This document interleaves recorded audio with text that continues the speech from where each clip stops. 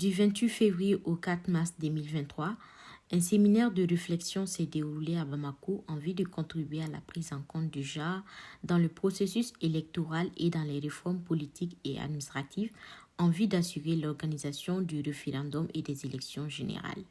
On a voulu mettre en exergue l'implication de la femme dans le processus de réforme politique, administrative, institutionnelle. Depuis quelques années, tout le monde sait que les femmes sont plus nombreuses que les hommes. Elles représentent plus de la moitié de la population, même si on est 54,4%. Et on estime qu'un pays ne peut pas se développer sans la moitié de sa population. Donc voilà pourquoi nous faisons plusieurs activités, plusieurs plaidoyers pour rehausser la participation des femmes du Mali dans la vie de la nation. Donc on pense qu'elles ont un rôle important à jouer aux réformes. Et si on ne prend pas en compte leurs besoins spécifiques, il est clair que les bases ne seront pas solides. Les travaux de ces séminaires ont été axés sur 9 sessions plénières et 6 ateliers animés par les experts étatiques et indépendants en lien avec les réformes politiques, électorales et administratives dans le cadre de la mise en œuvre du processus de la refondation de l'État. Au niveau du Mali, il y a des avancées majeures comme la loi 052 et aussi il y a des dispositifs au niveau de la nouvelle loi électorale pour encore améliorer la participation des femmes. Maintenant, le grand défi, c'est de respecter vraiment ces lois-là pour le plus grand bonheur des femmes maliennes. On n'a pas les 30% partout, donc pour diverses raisons, mais on reste toujours positif et on milite, on fait des plaidoyers pour que les autorités de la transition actuelle puissent vraiment comprendre l'importance de cette loi-là. Nous avons mis en exergue ce que c'est qu'une gouvernance inclusive, comment faire participer toutes les couches de la société à la prise de décision par rapport au développement, par rapport à tout ce qui concerne la vie de la nation. Et nous avons vu à ce moment qu'il y avait des lacunes, par exemple par rapport à la participation des femmes dans le domaine politique, la prise en compte des femmes par rapport aux services sociaux de base, c'est-à-dire la livraison des services sociaux de base, les aspects économiques liés par exemple à l'emploi, travail décent et tout ce qui est accès à des activités génératrices de revenus. Tant que des actions fortes ne sont pas prises en compte, tant qu'il n'y a pas une volonté politique forte, nous n'allons pas arriver quand même à intégrer le genre de façon transversale. Actuellement, on est en train de former au moins 6200 femmes candidates, potentielles candidates, issues des partis politiques au niveau national. Et on espère que quand les élections vont approcher, les partis politiques auront déjà des viviers prêts et personne ne pourra dire qu'on n'a pas vu les femmes, où sont les femmes, elles ne sont pas compétentes, etc. Donc au-delà de ça, on fait des activités de plaidoyer avec d'autres organisations de la société civile. Pour les leaders des organisations de la société civile, la participation des femmes est très importante dans le processus électoral, d'où la nécessité de prendre en compte l'égalité du genre. Nous, les femmes policières, nous sommes des citoyennes aussi avant d'être policières. Donc on vote aussi pour donner notre voix aux candidats meilleurs qui peuvent vraiment faire avancer notre pays. On a un rôle de protection, on a un rôle de sensibilisation et de formation. Et précisément aujourd'hui, dans le cadre électoral, surtout il y a les violences qui se perpètrent pendant les élections. Sur tous les aspects, en tant que candidate, en tant qu'observatrice des élections, parce qu'on peut dire au niveau de la société civile, il y a des observatrices, au niveau des partenaires internationaux, en tant que présidente de bureau de vote, assesseur, et en tant que déléguée des partis politiques, et aussi en tant que votante. Parce qu'on veut que les femmes participent dans toute la chaîne du processus. Et en ce qui concerne aussi les FDS, parce que cela dans le cadre de l'APM, ça nous permet nous aussi de donner notre point de vue. Parce que vous savez, au niveau de notre corps, il y a beaucoup de violences qui sont perpétrées à nous les femmes, qui sont ignorées par les autorités. Donc ça nous permet aussi d'identifier ces violences pour que les autorités puissent savoir quelles sont les violences auxquelles nous, les femmes policières, nous sommes confrontées, afin de prendre des dispositions ou solutions. Dans tous les corps aujourd'hui, que ce soit la gendarmerie, que ce soit la douane, que ce soit la protection civile, il y a plus de femmes à la police que dans tous les autres corps.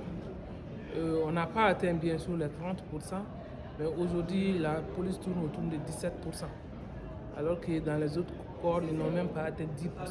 Les groupements de femmes ont énormément exprimé leurs préoccupations. Les femmes se sentent marginalisées, elles l'ont valablement exprimé aujourd'hui lors de l'atelier. Certaines disent que leurs groupes ne sont pas pris en compte, d'autres disent que les groupes ne sont même pas inscrits dans le réseau du PNUD qui finance beaucoup les femmes.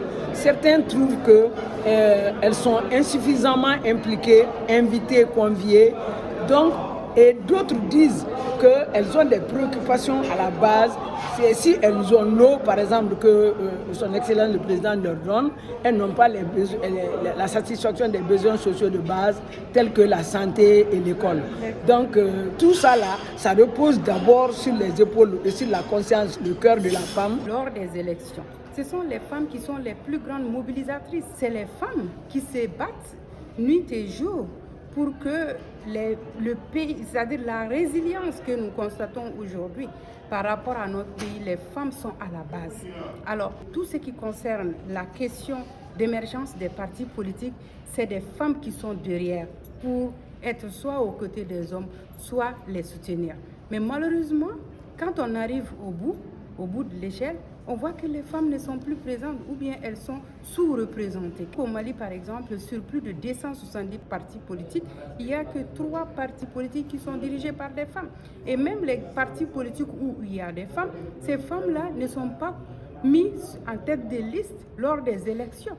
Donc, c'est-à-dire que le travail de fourmi que les femmes font ne se traduisent pas par leur niveau de responsabilité, de représentativité au niveau des services publics, de l'échiquier politique, de tout ce qui est lié à la question économique et financière. Madame Kolotoumou Touré, experte en appui aux réformes politiques et institutionnelles à UNIFEM Mali, précise qu'il reste un travail de fond car c'est un processus de longue haleine. On a tenu compte effectivement de la mise en œuvre de la loi 052 au niveau d'un certain nombre d'articles qui dit que la liste des candidatures de groupement de partis ou de candidats indépendants n'est recevable que si les 110% du genre ou les 110% des femmes ou d'hommes n'est pas respecté. Au niveau de l'opérationnalisation des coordinations de l'EJ, notamment la mise en place des EJ dans les communes, cercles, régions, districts de Bamako, les consulats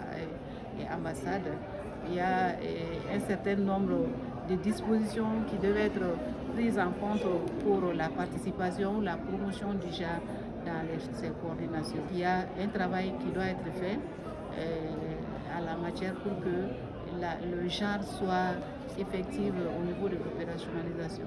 Donc il y a un travail de plaidoyer qui doit se faire par les organisations de la société civile, les femmes, les partenaires techniques et financiers qui appuient la participation des femmes au processus électoral.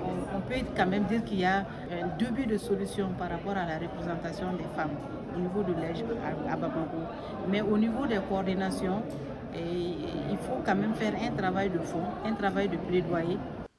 Les résultats de ces travaux permettront de faire l'état des lieux et la prise en compte de la dimension genre dans le processus électoral et les réformes politiques et administratives du Mali. C'est vraiment leur demander de nous aider à faire en sorte que la loi 052 soit totalement appliquée sur toute l'étendue du territoire national, tant sur le plan institutionnel que sur le plan par rapport aux nominations que sur le plan électif.